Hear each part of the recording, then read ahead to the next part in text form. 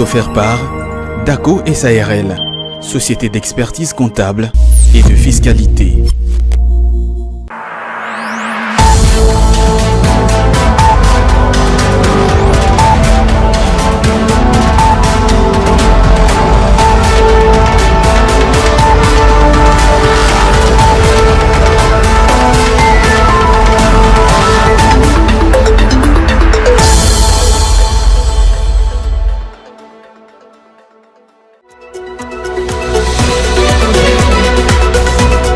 Mettre les entrepreneurs congolais au parfum des opportunités de la zone de libre-échange africaine, mais aussi des défis qu'il faut relever afin de créer une zone économique équilibrée, c'est le sens même du forum destiné à la sensibilisation sur la ZLECAf, ouvert ce mardi 31 octobre à Kinshasa en République démocratique du Congo. On en parle dès le début de ce journal. La tendance générale des prix des principaux produits miniers d'exportation congolaise s'affiche à la hausse, tandis que pour les produits agricoles et menus forestiers, la tendance reste stable. C'est ce qui ressort du rapport de la Commission nationale des mercuriales du ministère du Commerce extérieur. Reportage à suivre dans cette session d'information. Controverse autour des fonds destinés au 9e jeu de la francophonie. Certains qui l'ont interrogé ce jour dans les rues de Kinshasa saluent l'avènement de l'audit en cours d'exécution initié par l'Organisation internationale de la francophonie. Ces derniers exigent plus de transparence et de crédibilité dans le traitement de ce dossier. Vous les entendrez dans ce journal. Vous regardez Ecofin Télévision, merci de le faire mesdames et messieurs et bienvenue à tous. Le président de la République démocratique du Congo, Félix Tshisekedi, a échangé le lundi 30 octobre avec 120 jeunes entrepreneurs congolais venus de tous les horizons du pays à la Cité de l'Union africaine, ce dans le cadre du mois de l'entrepreneuriat baptisé Meet the President. L'objectif est de donner la parole aux jeunes entrepreneurs et à les encourager. Lors de cette rencontre, les participants ont pu échanger directement avec le chef de l'État sur les défis et opportunités de l'entrepreneuriat en République démocratique du Congo. Quelques entrepreneurs ont fait des témoignages sur le soutien et l'accompagnement de leurs projets par les établissements publics qui travaillent dans leur secteur respectif. Un jeune entrepreneur millionnaire a symboliquement remis un chèque de 9 999 $ américains au président de la République en signe de reconnaissance pour son soutien au secteur entrepreneurial. Il est de coutume, chaque fois que nous rencontrons les autorités, que nous demandions quelque chose. Mais mon pasteur, Théophile Delphin, m'a appris que quand on se présente devant le roi, on ne se présente pas les mêmes bredouilles. Parce que c'est vrai que les millionnaires sont en train d'être criés d'une manière symbolique au nom de tous mes confrères, entrepreneurs, que l'histoire retienne qu'une fois, un jeune de la République démocratique du Congo a offert de l'argent au président Félix Antoine Tshisekedi. Je vous offre ce soir 9 999 $. Dans son allocution, le président Tshisekedi s'est dit encouragé par la détermination de jeunes Congolais à se lancer dans les affaires. Je crois que vraiment aujourd'hui j'ai eu ma dose de bonheur. Ça a commencé à l'ANADEC tout à l'heure, lorsque j'ai vu ces entrepreneurs congolais, des jeunes, des femmes, des personnes vivant avec handicap. J'ai compris vraiment que nous n'avons pas travaillé en vain et qu'il y a vraiment un espoir dans notre pays et que surtout que j'ai eu raison de croire dans l'entrepreneuriat congolais. Le chef de l'État a assuré qu'il veillera à renforcer les moyens d'accompagnement des entrepreneurs, notamment en termes de financement et de formation, et pourront également compter sur le soutien des autorités pour développer leurs projets et être compétitifs. Le ministère du Commerce extérieur a ouvert ce mardi 31 octobre un forum destiné à la sensibilisation sur la zone des libre-échanges africaine. L'un des objectifs est celui de mettre les entrepreneurs congolais au parfum des opportunités de la ZLECAf, mais aussi des défis qu'il faut relever pour créer une zone économique équilibrée. Claude Kungou et Diomanana nous en disent plus. Dans sa prise de parole au cours de cette rencontre, le Premier ministre Jean-Michel Sama Lukonde a insisté sur le fait que le ministre du Commerce extérieur doit prendre en compte les préoccupations d'autres provinces à part Kinshasa, car certains d'entre elles représentent des zones de grande production. Les chefs d'État et de gouvernement ont souligné que la mise en œuvre de la ZLECAf est une étape cruciale vers l'intégration économique de l'Afrique. Je voudrais à ce stade faire une légère incise pour encourager ce travail dans nos provinces et nos différentes zones de production. Ça tombe à point nommé, au moment où je reviens d'une tournée à Isiro, dans le Haut-Ouélé, et à Bouta, dans le Bas-Ouélé, qui étaient jadis des bastions de production tant de cacao, de café que de coton. Le ministre du Commerce extérieur a salué quant à lui l'esprit créatif des entrepreneurs congolais, tout en les demandant de travailler avec plus d'abnégation pour relever plusieurs défis qui les attendent de la ZLECAf. L'objectif de ces forums est de sensibiliser les parties prenantes congolaises, du secteur public, du secteur privé, ainsi que de la société civile, sur les opportunités offertes par la ZLECAf, les défis à relever pour sa mise en œuvre, au fin de les transformer en sources additionnelles de profit, ainsi que la stratégie à mettre en place pour sa bonne marche. Cependant, la zone de libre-échange continentale africaine est une lueur d'espoir, offrant des opportunités significatives pour les entreprises à travers le continent. Au cours de cette même journée d'ouverture de ce forum dédié aux bienfaits de la ZLECAf, quelques participants à l'exposition ont salué l'initiative qui, selon eux, leur permet d'avoir assez de contacts et de faire connaître leurs produits, tout en remerciant le président de la République et le gouvernement central pour avoir mis l'entrepreneuriat au centre de leur action. Nous sommes là pour exposer nos produits dans le cadre du ZERCAF, qui nous aide à avoir plus de contacts et nous faciliter même dans la zone du libre-échange. J'aimerais dire saluer les efforts du chef de l'État, parce que c'est grâce à lui qu'aujourd'hui l'entrepreneuriat en RDC, surtout l'entrepreneuriat de jeunes et des femmes, est vraiment valorisé. Nous avons déjà un chef d'État qui a la volonté de soutenir les entrepreneurs, la volonté de promouvoir les entrepreneurs. Ce genre d'activité nous aide beaucoup. Pourquoi? Parce que nous travaillons dans un système de réseautage. Nous avons des contacts parce que c'est souvent dans des activités comme ça. Vous voyez, par exemple, là, je viens de rencontrer le Premier ministre. Or, en temps réel, comme ça, c'est difficile pour nous. Et puis, dans des genres des activités comme ça, nous permet d'être en contact direct avec les autres pour un peu élargir notre espace de contact. Je dirais un grand merci aux organisateurs. Pourquoi? Parce que je sais qu'ils nous ont permis maintenant, avec le Tchunga Congo bien sûr, d'exporter. Parce que désormais, nous allons commencer à exporter nos produits. Nous ne serons plus des locaux comme on le dit souvent. Nous allons commencer aussi à exporter nos produits dans d'autres pays étrangers. Comme inscrit dans son agenda lors de son passage dans la province du Bas-Ouélé, le Premier ministre Jean-Michel Sama Lukonde a visité la gare centrale de Bouta, cela en vue notamment d'évaluer l'ampleur des travaux de rénovation du chemin de fer Bumba-Bouta-Aketi. À l'occasion, le chef de l'exécutif congolais a présidé des réunions avec les sénateurs et députés de cette entité territoriale.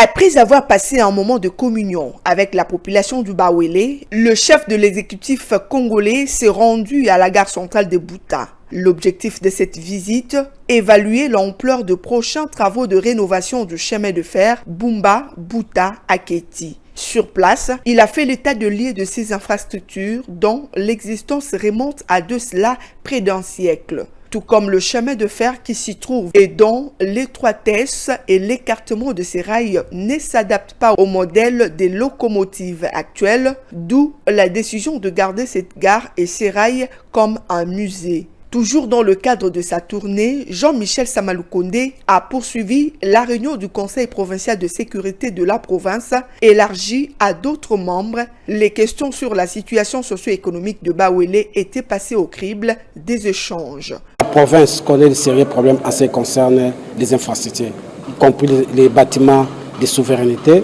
Nous n'en avons pas. De sérieux problèmes avec les frais d'investissement, des machines et tout ça. Donc ça, c'est un peu des problèmes que nous avons abordés. Et le Premier ministre, comme toujours, attentif, a promis de voir comment résoudre tant soit peu certains problèmes que nous avons ici dans la province de Bas-Ouélé. Elle est complètement enclavée, les routes complètement en mauvais état et le Premier ministre, chef du gouvernement, a promis d'y apporter des solutions idoines afin que cette population qui est en 80% agricole puisse profiter de ces routes pour le commerce de produits d'agriculture. Après le Haut et le Bawele, Samalou Kondé a transité par la Chopo avant de regagner Kinshasa. Les avancées de la lutte pour l'instauration de la bonne gouvernance publique en République démocratique du Congo étaient au cœur des assises qui se sont tenues à Bruxelles et qui ont connu la participation de l'inspecteur général des finances, chef des services Jules Alinguete, et de l'inspecteur général coordonnateur Herman Yeleza, qui s'était largement étendu à la clôture le week-end dernier sur les retombées de cette lutte menée avec ardeur. L'efficacité de la patrouille financière de l'Inspection générale des finances était l'un des sujets au centre des échanges en cette journée de clôture de la conférence débat à l'Université libre de Bruxelles. Le chef de service de l'Inspection générale des finances, Jules Alinguete, et l'inspecteur général des finances, coordonnateur Herman Yeleza, ont détaillé l'intention de la diaspora congolaise ainsi que de la crème intellectuelle de l'ULB en présence des experts financiers, l'organisation de la patrouille financière, la pratique et les résultats escomptés. Lors de leur intervention, Jules Alinguete et Herman Yeleza ont démontré les avantages de la patrouille financière dans l'instauration de la bonne gouvernance, comme voulu par le président de la République, Félix-Antoine Tshisekedi. Bien avant, Jules Alinguete a fait l'état de lieu de la patrouille financière au Congo, Kinshasa. Selon le gendarme financier de la RDC, la patrouille financière aura été la stratégie la plus efficace de l'implémentation de la bonne gouvernance et de l'éradication des antivaleurs dans la gestion des finances publiques. Jules Alinguete a mis en avant la prévention contre les mauvais actes de gestion comme raison fondamentale de la patrouille financière face aux différents types de contrôles financiers qui ont montré leurs limites, à l'instar du contrôle a posteriori. Tous ces contrôles a posteriori posent des problèmes de l'application des sanctions. Tous ces problèmes consacrent l'impunité. On a décidé d'activer les contrôles a priori. C'est ce qu'on appelle en République démocratique du Congo la patrouille financière.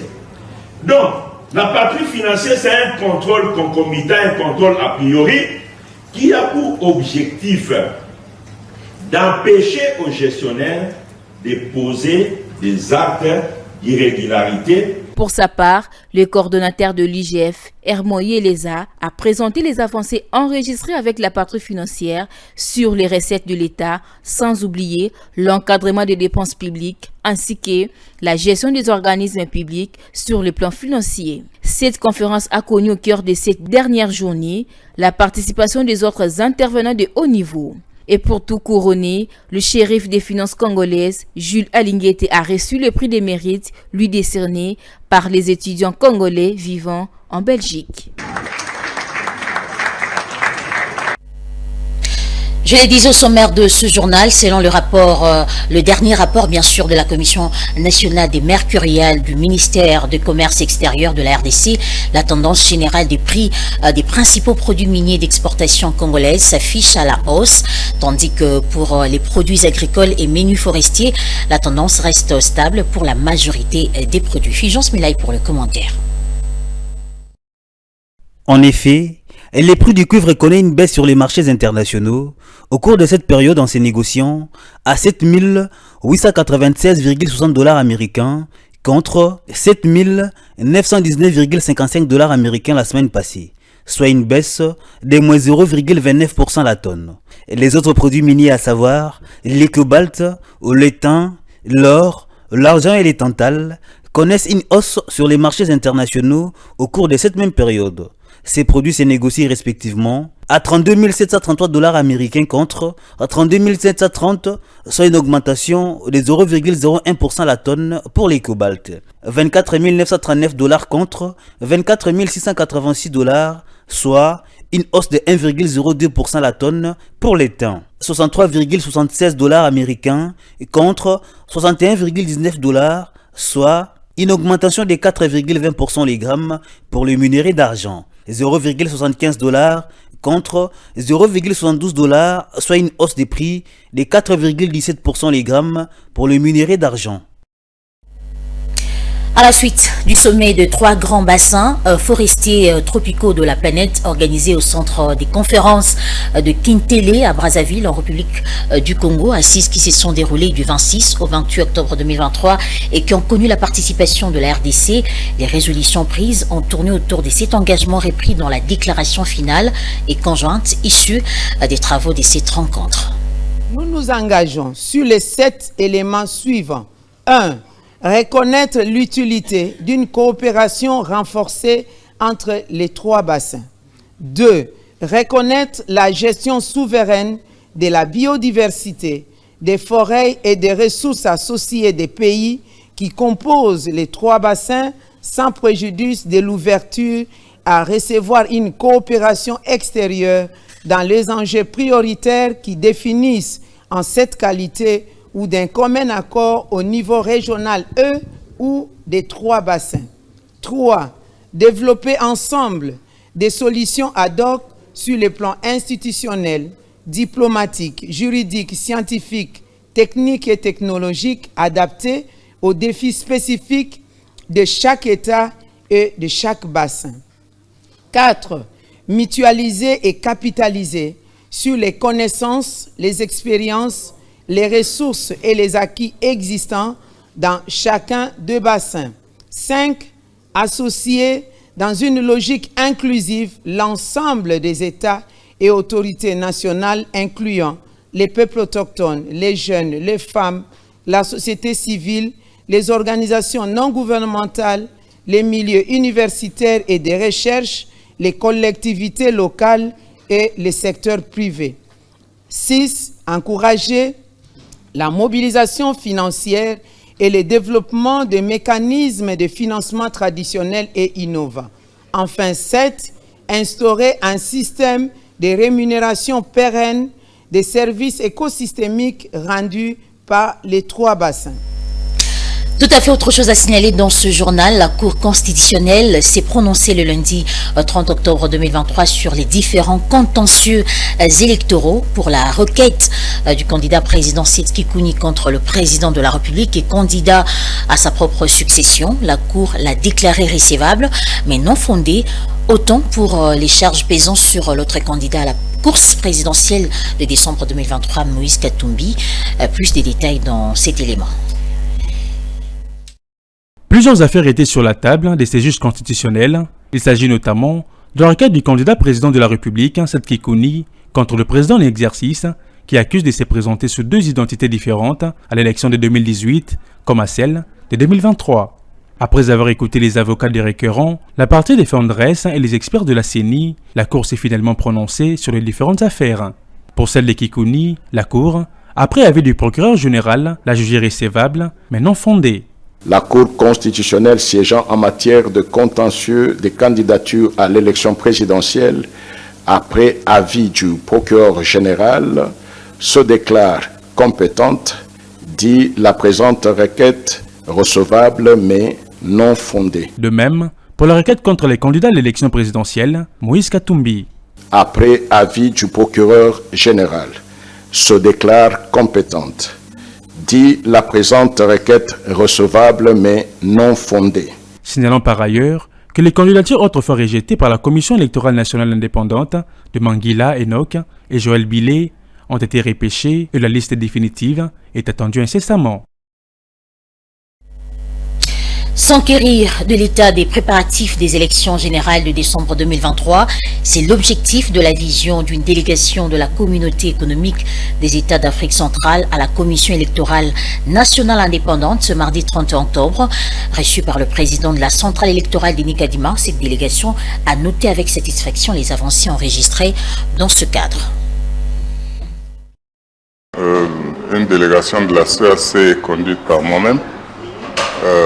Nous sommes venus rencontrer le président de la Commission électorale nationale indépendante et son équipe pour nous enquérir de l'état des préparatifs des élections générales qui vont se tenir en République démocratique du Congo en décembre 2023.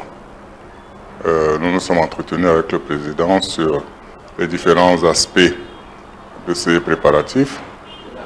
Il nous a exposé les problèmes que la CENI rencontre dans ces préparatifs, mais également il nous a entretenus sur les avancées déjà enregistrées dans ces préparatifs. Et selon l'exposé que nous avons suivi avec une attention très soutenue, les préparatifs vont bon train et il nous a rassuré que le calendrier, les délais seront tenus pour ce qui concerne la tenue de ces élections. Nous sommes de la commission de la communauté des États de l'Afrique centrale, CEAC. Nous avons déjà effectué une mission préalable ici au mois de mars, lorsque l'enrôlement des électeurs était encore en cours, mais depuis lors, beaucoup d'événements se sont produits. L'enrôlement a été achevé et aujourd'hui, la CENI est dans une nouvelle phase qui est celle de conduire le processus vers son terme. C'est pour cela que nous sommes revenus sur nos traces pour mettre à jour nos informations et nous assurer que le processus se déroule bien.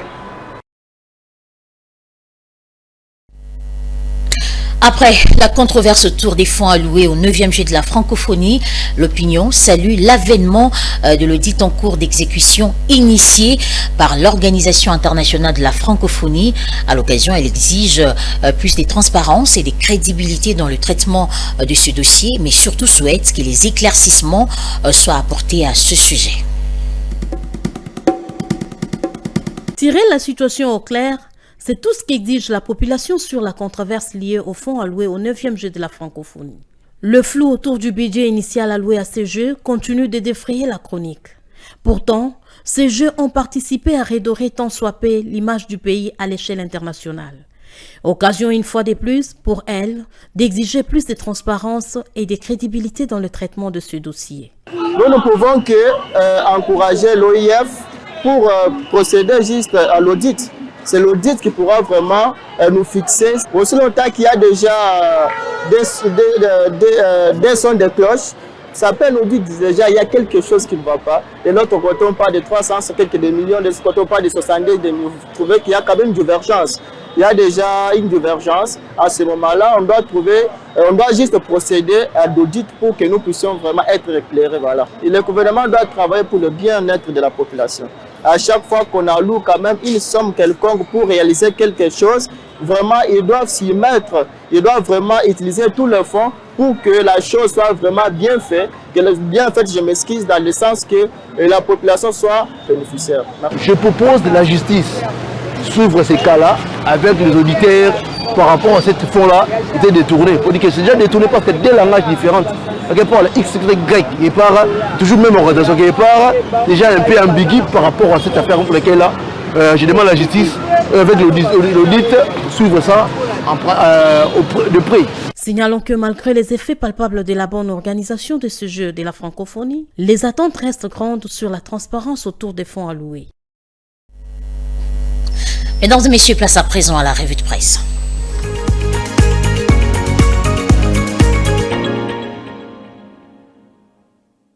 Et bienvenue dans cette revue de presse sur Ecofin Télévision. Mesdames et messieurs, bonsoir. Samalou Kondé annonce le lancement de travaux de rénovation du chemin de fer Bumba-Bouta à Kéti, nous apprend Forum 2As.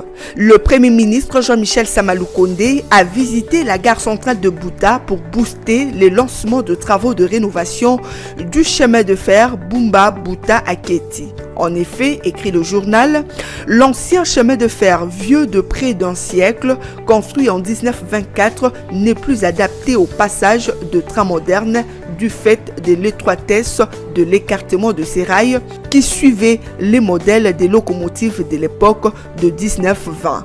Signalant pourtant, écrit Forum 2As, que cette gare et ses rails seront gardés comme musées. Après cette visite de la gare centrale de chemin de fer de Bouta, le chef du gouvernement congolais a présidé de réunions avec le sénateur, les députés nationaux et les députés provinciaux de cette entité.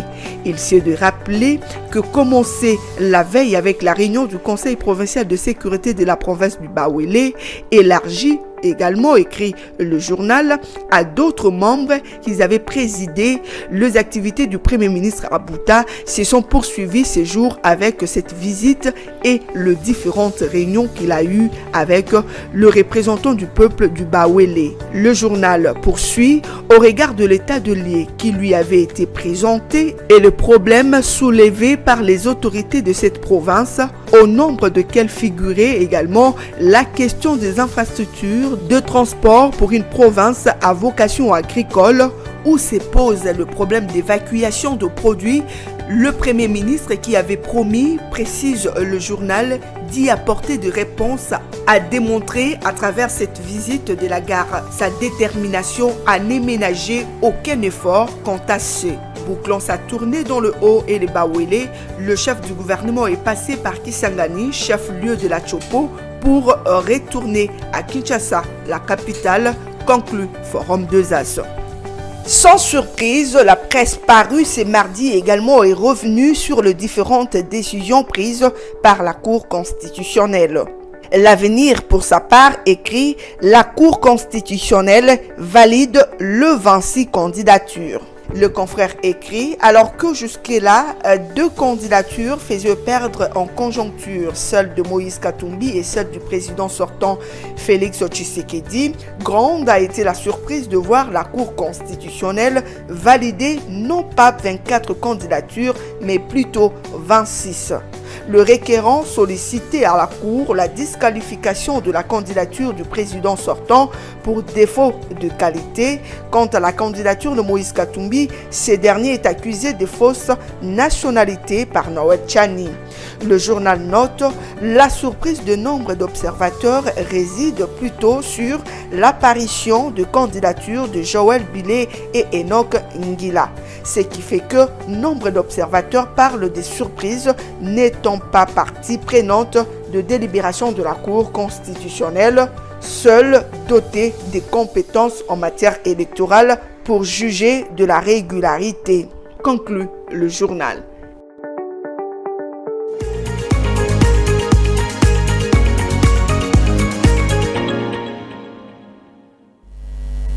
Si vous nous avez pris en cours des diffusions, mesdames et messieurs, je vous rappelle les principaux titres de ce journal.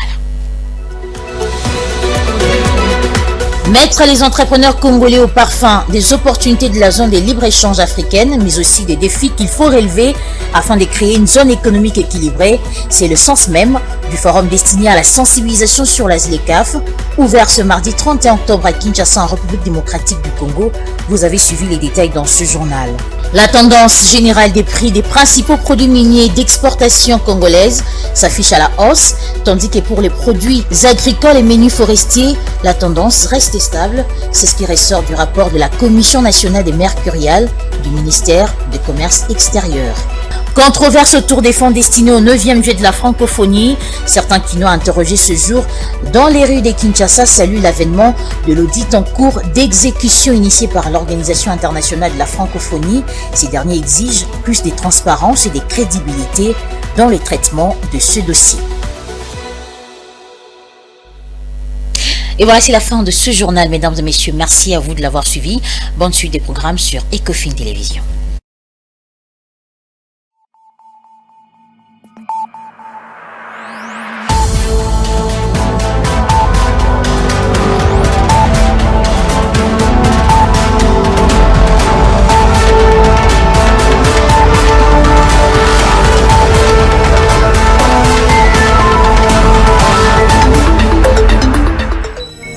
Ce journal vous a été offert par DACO SARL, société d'expertise comptable et de fiscalité.